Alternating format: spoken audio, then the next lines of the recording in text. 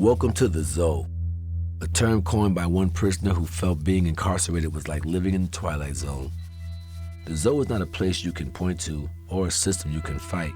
It's the result of quixotic, arbitrary moves by prison wardens and staff that inmates can rarely prove or defend themselves against. Inspired by thousands of essays and first-hand accounts, these stories reveal how surreal and daunting it can be just trying to survive in prison. Episode 1, Induction. When people begin serving their prison sentences, they are cut off from family, community, and the outside world. They try to learn the ways of this new life, but prison rules often defy reason.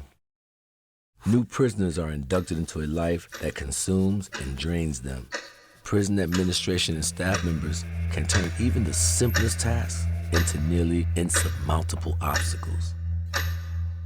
Daily routines are confusing and deliberately erratic. Once a week, an officer arrives to distribute fresh linens. You must be present in your cell, but he never comes at the same time of day. He announces it on the intercom, but the sound is often drowned out by the noise of the facility. If you miss it, you don't get clean sheets. The problems seem mundane at first. Missing out on fresh laundry is hardly a crisis, but this arbitrary timing is enough to drive them to distraction, leaving them constantly off balance. Prison rules and regulations are enforced inconsistently. Something that is okay one day is a punishable offense the next, all at the whim of the guards on duty. Trying to follow the rules often seems impossible. When using the toilet, you're not allowed to cover cell bars with a sheet for privacy. But if you're seen by a female officer, it can result in a misbehavior report for flashing. Prisons refuse to provide adequate supplies, and guards often confiscate items that prisoners are saving for future use.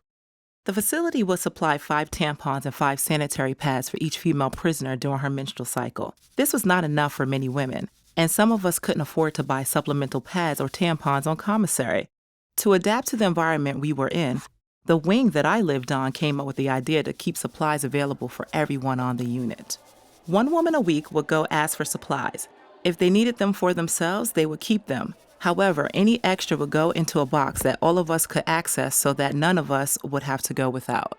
To keep the box safe, we would pass it around the unit based on who had been shook down most recently.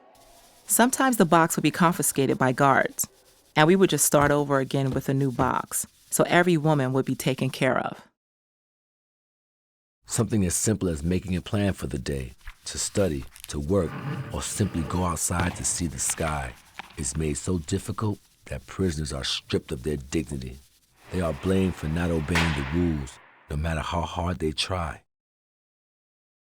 A list is taken by an officer at 5:30 every morning before his or her shift ends. Inmates are supposed to be awake to catch the list by telling the officer where he or she intends to go during the day.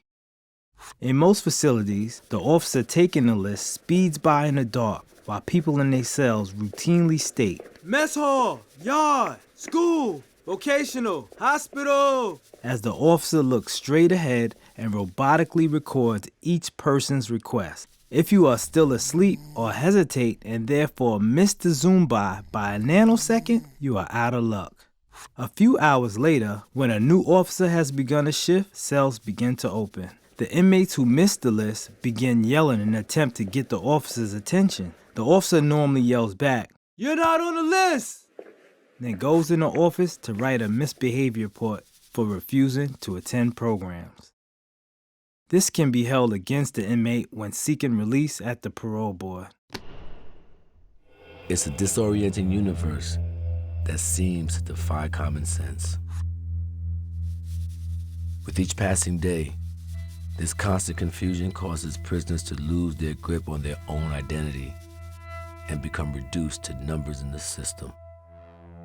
To hold on to their sense of self and survive the zoo, prisoners have to find ways to adapt to this upside-down world.